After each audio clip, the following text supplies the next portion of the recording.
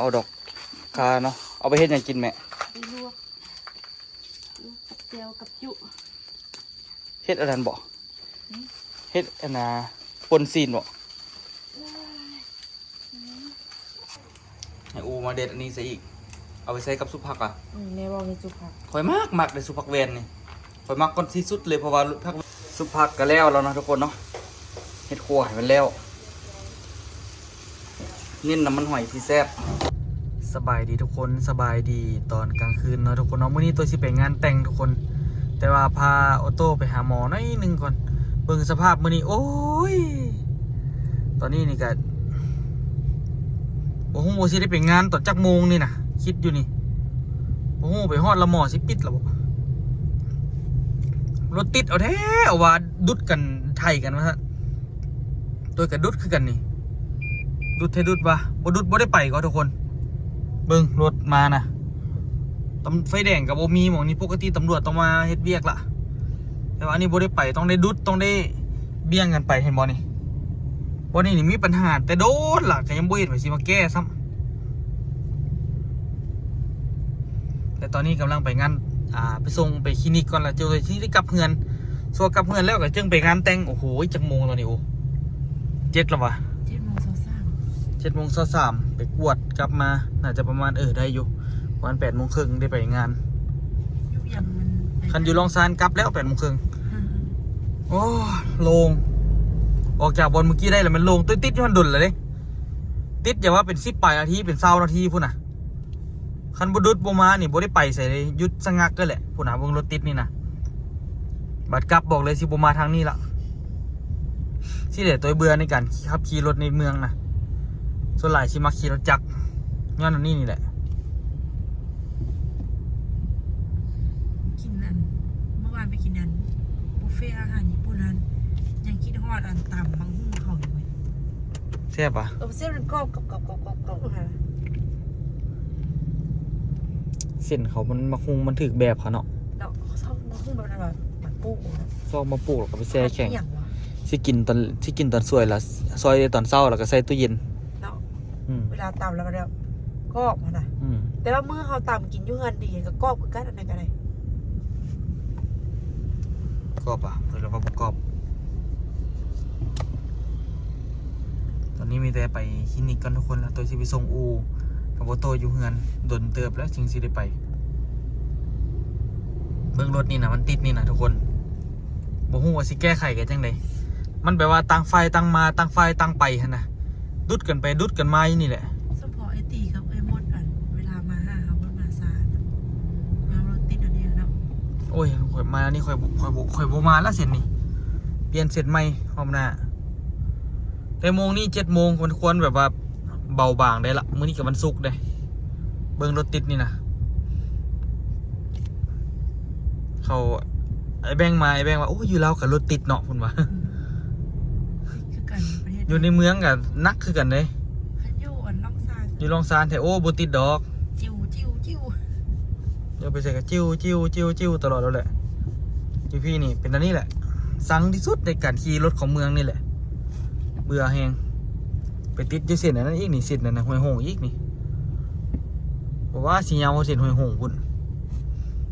คันเส้นห้วยโหงติดกับที่ออกเส้นดอนแดงติดเพราะว่าไปติดอยู่บนห้องหมอแล้ว50 เตียงอีกโอ้ยยุ่งคักบัดนี่โหทางไหนก็พอทางนั้นโมโหสิเบียงไปเส้นเลยตอนนี้คือพยายามเล็งไปคลินิกให้มันทันทุกคนงานเขาจะปิดแล้วเสียเที่ยวได้นี่โตก็รับอยู่โตก็ได้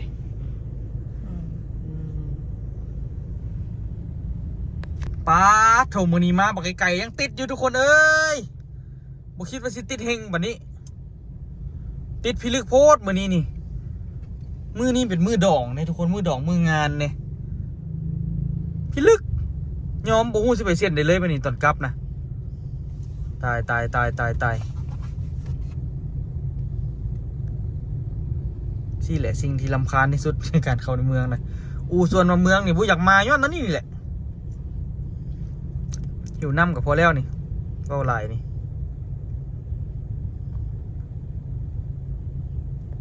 8:32 นาทีทุกคนเนาะเมื่อกี้ตัวกลับไปเส้นเก่าป๊าดหนักหน่วงขนาดตัวโค้งรถกลับมาไก่เติบเนาะเพื่อสิมาเส้นใหม่อันนี้ไปเส้นห้องหมอเลย50 เตียงแต่ก็รถก็พอได้เลยซ้ำนี่คือเมื่อกี้หนึ่งบ่ได้เลยทุกคนเขาไปอยู่หันตัวแบบ9:30 10:00ก็คือสิบ่ฮอดเฮือนเปลี่ยนเส้นเลยพี่ลึกพี่โลโคตรอันนี้ก็พอไปได้เด้มาดอกละแต่ว่าบ่ได้ถ่ายบรรยากาศเลยเราขึ้นอาจจะได้ไปถ่ายต่อเนาะ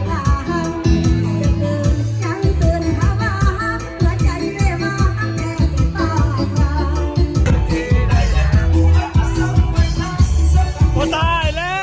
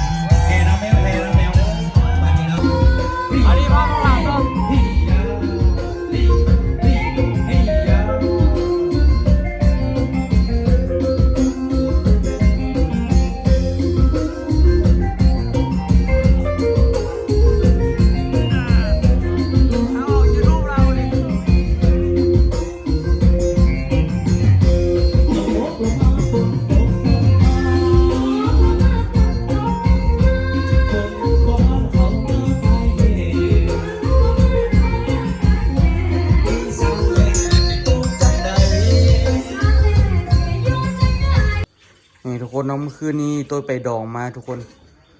ไปในนึงตัวกับกลับละไปตอน9:00 12:00กลับแต่มูกำลังเอาตู้เอาอย่างมาต่อตึมต่ำอยู่กลับปะเขาเมื่อยนี่อูเอามันหนึ่งเข้าใส่มาเข้าเอาใส่แกนเปล่าอู เอาใส่เอามาคนแล้วมันเอาเกลียนมันออก แล้วในมันดิ นายมันกระทิ่ม ว่ะเอาแต่แกนดิว่ะ เอาแต่ความแดงมันนี่นะ เพราะว่าต้องมีอย่างผิดพลาดแหละในมันต้องกินได้แหละ จังวะไม่เห็นเขาเอา เพราะว่าเขาบ่ทิ่มแล้วข่อยว่ามันแข็งหมดแล้วมันอ่อนแล้วมันบางบอกมึงดูในมันนั่นนะ นี่ว่าเขาเอาแต่อันนี้มันนั่นนี่เห็นมั้ย อืม นี่เห็นมั้ยนี่ โอ้มันหนึ่งเข้าใส่หมอกน้ บักเขา ำเริ่มเข้า บแดงครับ พอแล้วโอ้ยใส่ไหลขึ้นใจใส่ไหลเดี๋ยวมันสิเกินไปว่าเป็นตะกินมาเบิ่งได้ทุกคนได้หนึ่งเข้าเลยเป็นยังไง กระแดง เมื่อคืนนี่ไปงานแต่งมากกับไปสำเร็จสำนึงแล้วกับกลับนะทุกคนไม่ได้ไปเฮงไปให้หลายโอ้ก็ให้เมื่อคืนมาสันเด เขาให้ว่าจากบิดจากแนวทำไมเรากับโบแมน ตาจนตูบ ให้จนเมื่อย จนตาตูบ จ่าเด้ไออันนี้น่ะมันจ่าไปยังเด้ แม่นไข่เน่าก็หั่นน่ะ นี่น่ะ เป็นแตะหั่นน่ะ นี่น่ะ ไอ้โลดฟักบ่ได้มันเจออันนี้อันนี้ใครดีอันนี้นะ เขามีเป็ดเนี่ย ข้าจะกินกับแบงเอาเว้ยเอาในไข่เป็ด ไม่เน่จังสันเมื่อย อยู่ในรถอีกมันมีอยู่ในรถอีก เอาเถอะกินรถกันมาเย็นเด้ แบงอันนี้มันสุกอีแม่ก็เอาอันนึงเลย เย็นบ่บัดนี้ เดี๋ยว หนูดัง เดี๋ยวจักหน่อยนั้นเนาะเพิ่นว่าอีเสืออันดูดขี้มูกมันได้บ่ นี่แม่ อันดูขี้มูกคือว่าเห็นอยู่สิเด้อยืนมีหอม เห็นกระซอกเลยไหมเอามาล้างดีๆต้มนั่นทำความสะอาดดีแล้วก็ลองดูดเบิ่ง คือยี่ห้ออัน โอ้โหจิได้บ่ตายจนตูบเบิ่งดูให้ว่าทุกคนเอ้ยคืนนี้เบิ่งกัน จ้าเด้มันเป็นมีหยังวะเป็นมีหยังวะคือว่าให้แท้ เอาวิตามิน B1 นี่ต้องได้กินตลอดนี่ วิตามินบีเนี่ยมันมีเบนรวมอยู่คลินิกเนี่ยไปแวะเอา ไม่เอาอีกละตัวเองบ่เอามาเฮือจักเทื่อ ลืมอ่ะเนาะมือละบวง เบิ่งตอนนี้พอสดกำลังเอาหมกม่วงลงฮ้อนยามมันเอาลงได้บ่คือเอาลงหลายแท้เบิ่งพอสด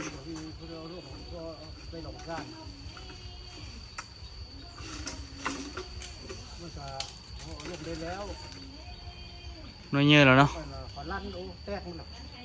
มองฟาลันแตกหมดแล้วทุกคนบ่เอาลงมองฟาลันหั่นน่ะมัน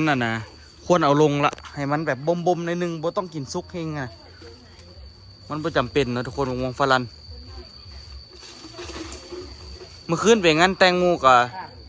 ฮะเอาพวกนกข้างนี่ เมื่อคืนนี้ไปงานแต่งหมู่ก็บ่ได้ถ่ายทุกคนอายหมู่ ว่าสิลูกถ่ายแล้วมีแต่หมู่มีแต่หมู่ฮู้จักเลยอายคันบ่ฮู้จักก็ใครได้สิกล้าถ่ายนี่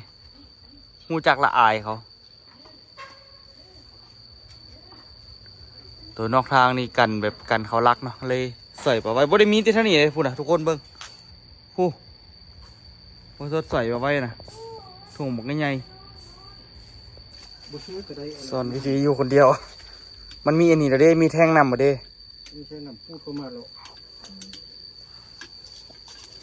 แท่งนำมันดันพอแห้งหรอ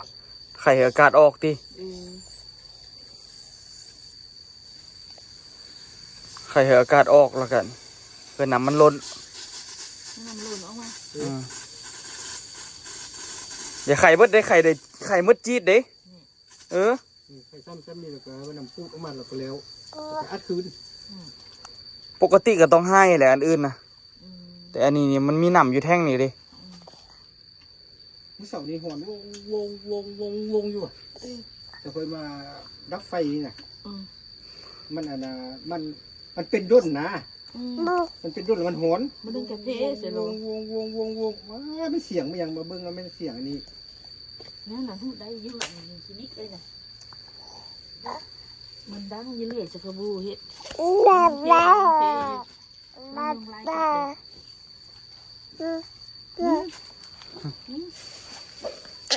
เขามองฝรั่งนี่เดี๋ยวบ่ลงเนี่ย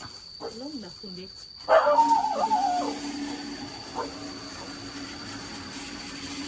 อัน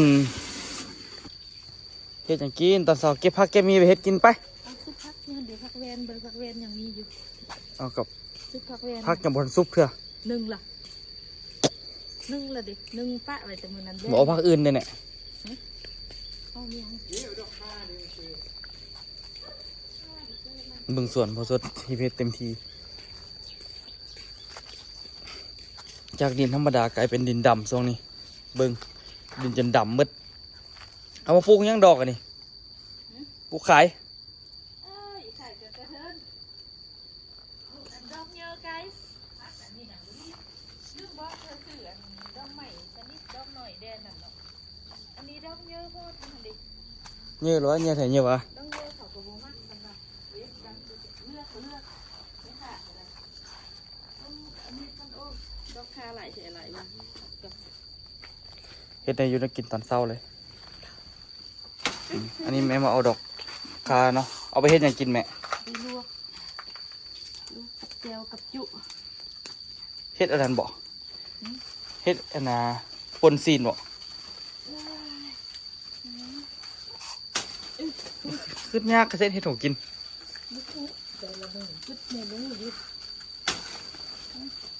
เฮ็ดปนบ่เฮ็ดอ้อบ่โอ้ยุงมันนี่เพิ่นอึ๊บบ่ถึกซ้ำตบกันยังบ่หนี ออโต้ได้เบิ่งดีอยู่แต่เพิ่นบ่ได้เบิ่งข่าวของตัวเองเบิ่งแต่ข่าวออโต้ ดูเธอไหนลองนำเมื่อกี้ในเดียวมึงกันยังกัดเสียนี่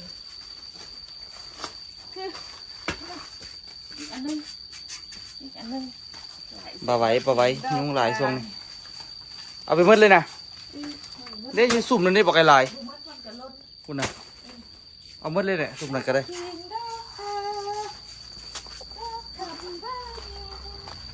พอได้กินเนาะแม่เนาะเด็กก็ได้ กินดอกกาดอกกำปายาจัดหมกปลาแดกบ่เอาตัวไอ้ก็กินได้บ่เอาตัว จ้ะเคยได้ยินตัวอืมอืม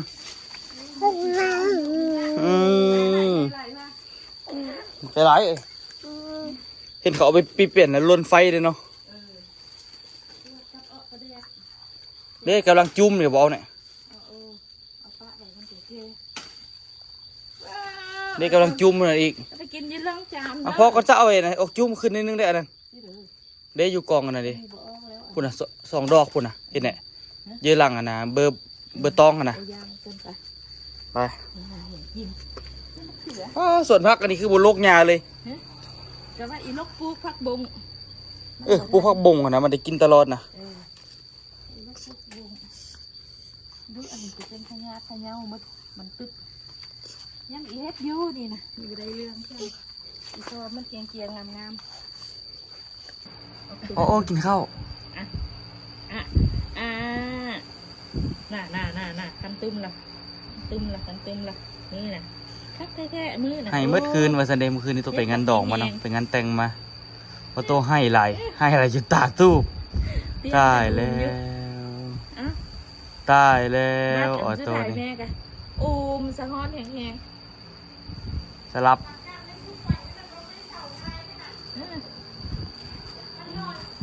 แซ่บบ่แซ่บน่ะเมื่อยดิ เขาอุ้มบรับสุดท้ายวางแล้วรับเองวะตัว แซ่บดิ ตาตู้เปิดให้หลาย แซ่บดิ แต่อีต้น เอาให้คำเยอะ น่าสงสารคุณอแม่บุสงสารเนาะ เจียติจูมาให้แน่เจียติจูมาให้แน่ อันนี้เป็นเข่าที่นึ่งมาทุกคนปาดที่ดูเป็นอี้ป่ะ เป็นสีนี่ก็ มันกินมันมีรสชาติอะไรจริงไง มันม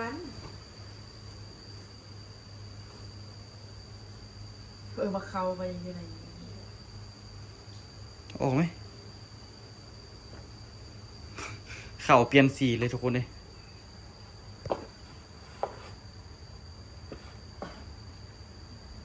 บางคนเสื้อเกลือกินแล้วจะกินแล้วเอาเกลือใส่นึง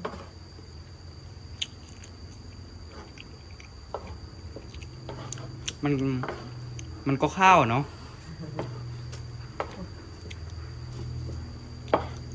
เข่าเปลี่ยนสีเลยซื้ออันนั้นบอกไปซื้อสวิงบ่ฮะ เอามือไปส่ง มันได้ นี่พอยุ่งเงินก็มี เรื่องส่งตัว ฮะเอาส่งเพื่อนละวัน เพราะว่ามาเดี๋ยวชวนมันซักมาไป ให้อูมาเด็ดอันนี้ใส่อีกเอาไปใส่กับซุปผักอ่ะ แม่บอกในจุกผัก ข่อยมากเลยซุปผักแวนนี่ข่อยมักก่อนที่สุดเลยเพราะว่าผักแวนนี่มีรสชาติหวานมีรสชาติในโตแล้วนะที่มันแซ่บในโตแล้วก็ใส่หอมข่าเข้าไปอีกโอ้สุดยอดเลยข่อยใส่หลายมันก็สิบ่แซ่บบ่ดอกข่านี่ก็ได้ ใส่อะไรมา เอาใส่อย่างอีกบ่นี่ ใส่ดอกข้าว ต้มมันนะไข่เป็ดเน่าไป ต้มมันโดนๆก่อน เดี๋ยวเอาไข่เป็ดมันต้มก่อนจักซีนหมูจักซีนงัวอันนี้ก็ได้ กระป่นอะไรที่เป็นเด้อ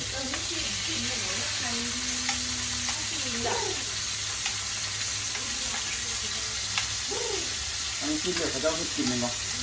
แม่พระเนตรดาดเฮ็ดจุ่มกี่มื้อนะก็เลยว่าเอามาคั่วซะเอาไว้โดนกับโบเซียม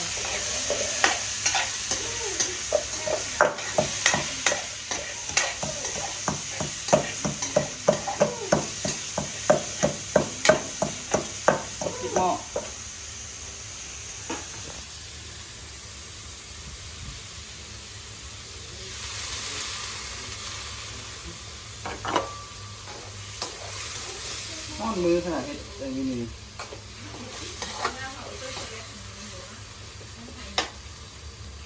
กินอีหยังอะนะ ใส่อันเป็นนัวเขาน่ะตัวเด็ก อันลูกเอาอันนั้นเธอกินแล้ว เอาท่านเรียกกันให้กินอย่าดีว่ายัง ช่วงนี้บำรุงออโต้ด่วนออโต้แข็งแรงไว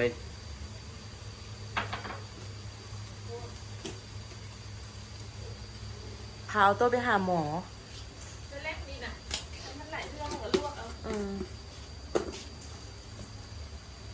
เอาตัวอยากตัวน้อยก็เลยว่าต้องได้บำรุงหนักก่อนเก้า ๆเราไม่ว่าจะคำได้ เป็นยัง นึงว่าข่อยไว้หัวที่เด้อ จะเอาพักเอาเล่นใส่เดี๋ยวบอกเสียบเลย นี่ก็เอามา เอาลงเล่นให้ก่อนเด้อ ให้น้องโอเฮ็ดสุกผักเด้อทุกคนเด้อรักแน่นได้เฮ็ดเค็มได้เด้อเซียว เข็ม เฮ็ดใส่ธรรมดาพากันป้อนบ่แล้วบัดนี้ก็ดนละ อย่าดีว่าเอาตัวกินเป็นวัด มันยาวหัน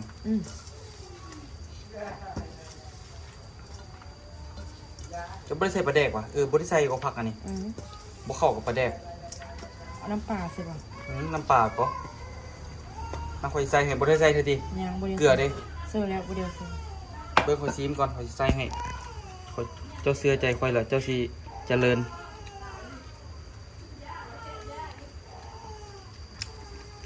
เกือบเค็มแล้วมั้ง ไม่รู้เอาพอ ประมาณนี้แหละ หอมเนาะหอมแบบน้ำปลา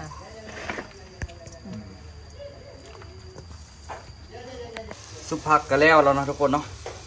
เฮ็ดครัวให้มันแล้วนิ่นน้ำมันหอยที่แซ่บกูเอานะอันนี้ใส่อีกดูสิมีรสชาติส้มหน่อยนึงเป็นยังคะเอาสิเนี่ยโอ้คำว่า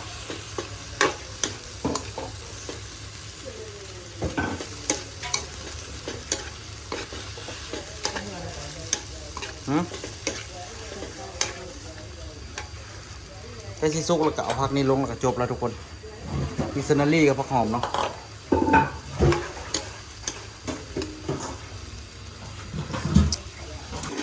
ขัวนี่เขาก็เรียบร้อยแล้วทุกคนมากินตอนเช้าเขาเนาะ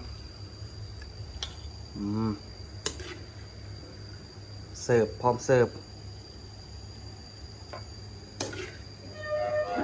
แต่ละเช้าก็ได้ให้กินเองนี่แหละทุกคนสมัยตัวอยู่เงินตะกี้กะเขาเฮียนก็มาหานั่นกะส่วนหลายเขาเศร้าก็เป็นตัวเป็นคนแต่งก่อนไปโรงเรียนไปอย่างแม่ก่อนไปเวียกเนาะแม่ก็บอกว่าไอ้ขวานี่ให้แม่เนี่ยตัวเป็นคนเฮ็ดให้แต่ก็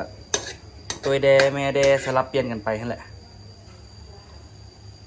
อ่ะจะได้ลูกสาวนะได้แล้วดิ อันนี้เลยนี่คือเดี๋ยวอย่าเอาปินน้ำนะคะมันพิษมดไปจ้ะ อีหยัง เป็นตอนนี้แหละ ถ้าเป็นอันนี้คือเสียบเอาดิ น่าจะใส่ทานได้ มันน่าจะ โอเค แกรถ ยังได้อยู่เด้โมได้พีเนี่ยเตะจัง เอาไว้นี่เลยอันนี้นะ ที่เหลือ เอา นี่ บอก กดเบิ่งนี่ไหม ตัวนี้แม่ เสียรถตัวอยู่มันโดนเฮีย ทานอ่อนเปลี่ยนทานก็ได้อยู่อ่ะคุณน่ะของลินใหม่อันลินของอันเอ้ยน้ำมู ผู้วางก็ได้ตัวนอนของเอ้ยผู้นั้นไปได้ตัวนอนไอ้น้ำโมมาตัว ตายละที่ได้เป็นผู้สาวละที่ได้เป็นสาวสองแล้วเอาโต้น่ะเครื่องเอ้ยน้ำมูเอาให้นี่ตัวละอันนี้ดิสนีย์เด็กก็มีเสื้อสีม่วงมาซะเด้โอ้ ยาดิสนีย์น่าบอกโอ้คักเลยคือว่ายุ่งกันเลยเนาะ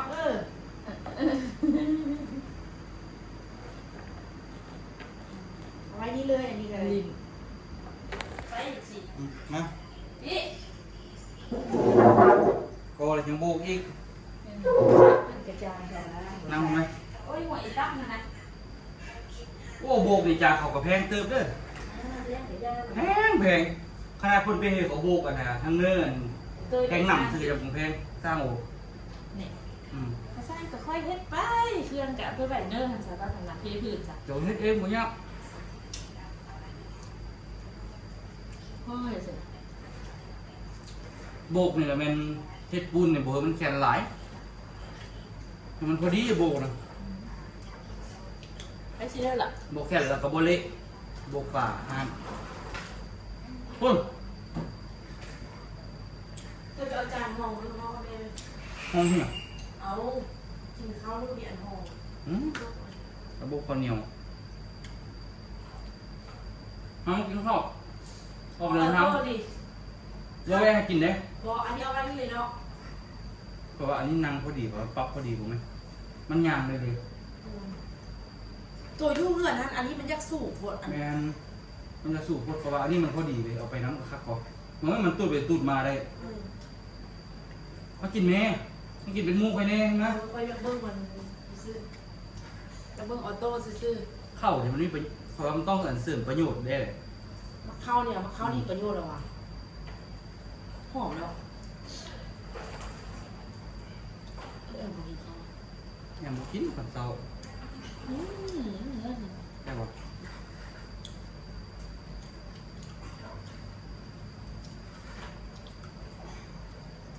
ตู้ถ้าขี่รถมาเนี่ย ออกไว้นะ พี่พี่ แม่ไอ้กินกับโบมาเฮ็ดยามไปยังมาอยู่กัน ตาเขาเหลืองเขาเหลืองซื้อเขาไม่มึงขี่คัดเนาะมันจักอันนั้น ไว้แอม ไม่มีอย่างนี้ ใครนะห้อง ไก่เป็นลูกละ ที่เดี๋ยวเราจิ้มไปจิ้มจับ กินคั่วซีนแล้วก็ย่าง ซีนกระเบื้องเอาไปให้อ้อหลานเลยไปจับให้อ้อหลานเลย ทำ เรา บอก จะไปตลาดลาวไปซื้อสิน เบี้ยงเอาจิ้มหัวมัดกับอะไร หืม ตายหัวนาตุ๊บได้ ตุ๊กมันให้ย้อนเสียงห่อเขาซื่อๆมันเข้าไว้กับพวกเราเดินหรอก มันคุ้งอันมันซื่อๆได้เมื่อกี้น่ะมันคุ้งอันแก๊สส้มซื่อๆได้ มาเอาตุ้ดไปตุ้ดมาบ่ได้กันหนีอยู่กันเนาะ เจ๊ว่าเอาขึ้นยังน้องเหรอเนี่ย แล้วนอน ยังน้อ เล็กเมื่ออีเดียว เป็นระบบให้ อ๋อ เพื่อ เอาแมว เป็นระบบ ไม่น้องน้ำมันตัดสะเอาเถอะเนาะ น้าโคจังเลย แน่ น้าโคจะสาวน้าโคจังเลย ตัดสะเอาให้เนาะ ซีนโมเลยทีมันอาจจะทำมาทำโม คนหิวตัวคือว่าข่าว แฟน หรือแม่เราอ่ะ แฟนอันนั้นลืมเขากระเด็นเลย อาจจะบอกจะเข้าหรอไอ้อาจจะอาจจะ ซื้อรถไปสองคน ยังนอนเนาะ เดี๋ยวนะจะเบิ้งจะเข้าเบิ้ง บนโต๊ะ จะสู้ฮะ อันที่1 4อันที่2แล้วแม่น่ะ เรียนกินเขาเอาเขาเสมอกิน ยักษ์เป็นน้องหนอ เต็มรถอ่ะ ตัวอย่างมันจับตัว มันจะเล่นตัวเฮือนอยู่ แล้วมันต้องให้มันจับเขา แล้วถ้ามันจับถ้าอันนี้เขาปากเลยมันก็ค่อยมือให้มันจับสเปื้อนกับสเปื้อนเลยเด็กเปื้อนก็ล่างหรอ จริงเหรอ ล่างเนี่ยเปื้อนได้ก็ล่างเลยไม่หรอ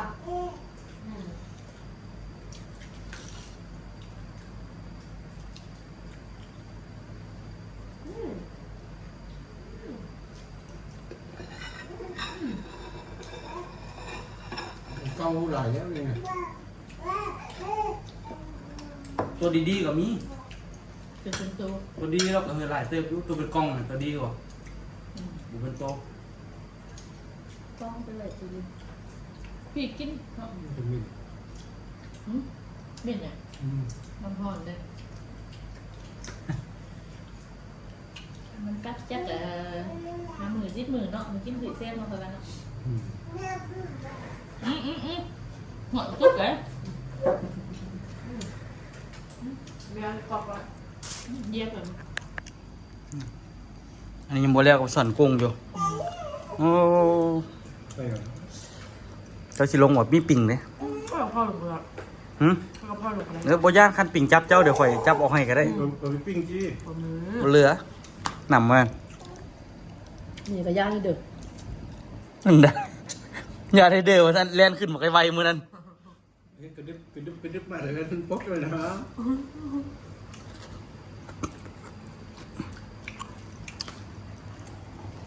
โตะโตะเอ้ย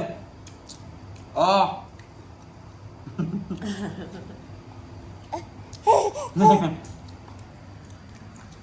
กินข้าวก็ได้ทุกคนเลยเดี๋ยวเขาสิได้เดินทางกลับไปลองซานนะทุกคนเนาะกะคลิปนี้กะเรื่อยๆเปื่อยทุกคนบ่มีอย่างเลยสาระอย่างไรแล้วทุกคน เอาไว้เจอกันคลิปหน้าเนาะ นี่มาเขา